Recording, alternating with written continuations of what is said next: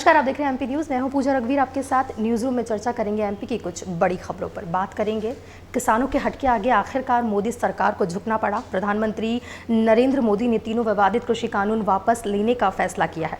इस ऐलान के लिए दिन चुना गया प्रकाश पर्व का। पीएम ने शुक्रवार को राष्ट्र के नाम 18 मिनट के संबोधन में यह बड़ा ऐलान किया। उन्होंने कहा कि सरकार ये कानून किसानों के हित में नेक नीयत से लाई थी, लेकिन हम कुछ किसानों को समझाने में नाकाम रहे। प्रधानमंत्री ने कहा कि हमने किसानों को समझाने में कोई कसर नहीं छोड़ी। जिन प्रावधानों पर उन्हें ऐतराज था, उन्हें बदलने के लिए हम तैयार थे। प्रधानमंत्री ने कहा, आज गुरु नानक देव जी का पवित्र पर्व है। यह समय किसी को दोष देने का नहीं है। मैं आज देशवासियों को यह बताने आया हूं कि हमने तीनों कृषि कानून वापस लेने का फैसला किया है। इसी महीने इसकी वापसी की प्रक्रिया अब पूरी कर देंगे। देश के हर 100 में से 80 किसान छोटे किसान हैं। उनके पास 2 हेक्टेयर से भी कम ज़मीन है। इनकी संख्या 10 करोड़ से भी ज़्यादा है। उनकी ज़िंदगी का आधार यही छोटी सी ज़मीन का टुकड़ा है। हमने किसान कल्याण को सर्वोच्च प्राथमिकता दी। हमारी सरकार ने फसल बीमा योजना को प्रभावी बनाया है। आज छोटे किसानों को फसल बीमा का लाभ मिल रहा है। 22 करोड़ किसानों को हेल्थ कार्ड दिए गए हैं। वहीं छोटे किसानों को ताकत देने के लिए सरकार हर संभव प्रयास करती रही है। रुक करते हैं अगली खबर का। गौ संरक्षण के लिए शिवराज सरकार गाय टैक्स काउ सेस लगाने की तैयारी कर रही है। मुख्यमंत्री शिवराज सिंह चौहान ने इसके संकेत दिए हैं। उन्होंने गुरुवार को मध्य प्रदेश गौपालन एवं पशुधन संवर्धन बोर्ड की समीक्षा बैठक के दौरान अफसरों को निर्देश दिए कि गौ ग्रास के लिए टैक्स लगाने की योजना बनाए।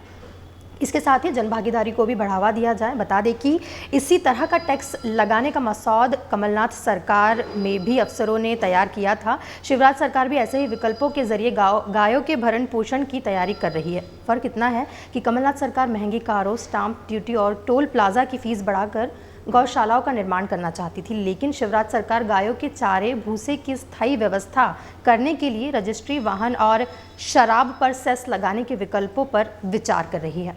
बढ़ते हैं अगली खबर पर।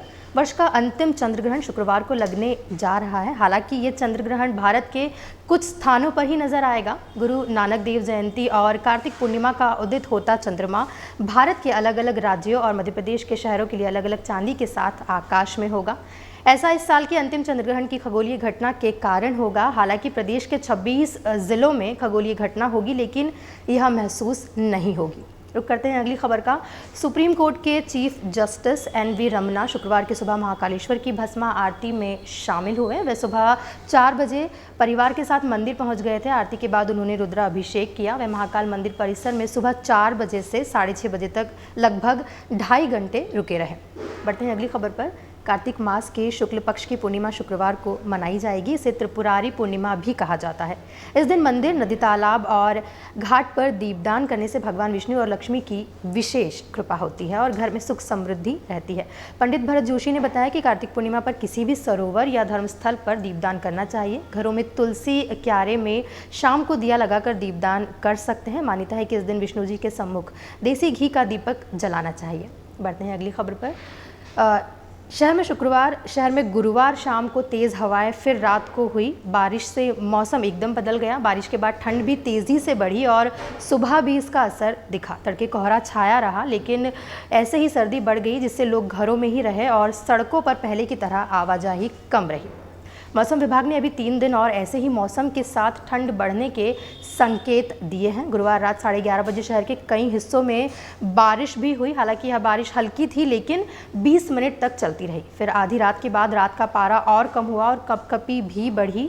वहीं इस दौरान रात का न्यूनतम तापमान 11 डिग्री तक चला गया। फिर सुबह भी काफ़ी ठंड रही और सड़कों पर काफ़ी कम लोग ही नजर आए। हालांकि गुरु नानक जयंती होने के कारण स्कूल कॉलेजों में अवकाश है, लेकिन फिर भी सर्दी का असर अब रोज़मर्रा की दिनचर्या पर दिखने लगा है। मौसम वैज्ञानिक डॉक्टर HL खापड़िया ने बताया कि दरअसल बंगाल की खाड़ी में इन दिनों नमी वाला मौसम है और मध्य प्रदेश की ओर हवाओं का रुख काफ़ी ठंडा है। इसके चलते इंदौर, धार, झाबुआ, अलीराजपुर, नीमच, मंदसौर, शाजापुर आदि में बारिश हुई है। अभी 22 नवंबर तक ऐसा ही मौसम रहेगा, जिसमें कहीं बूंदाबांदी होगी तो कहीं आधे घंटे तक हल्की बारिश भी हो सकती है। इसी के साथ बादल छाए होने के कारण ठंड भी बढ़ सकती है। ये थी कुछ अहम खबरें। बाकी खबरों के लिए बने रहें एमपी न्यूज़ के साथ। नमस्कार। एमपी की नब्ज, एमपी का हाल, मध्य प्रदेश की हर खबर एमपी न्यूज टीवी के साथ। लगातार खबरों के लिए सब्सक्राइब करें हमारा YouTube channel MP news TV. Latest updates के लिए बेल आइकन दबाना जरा भी न भूलें।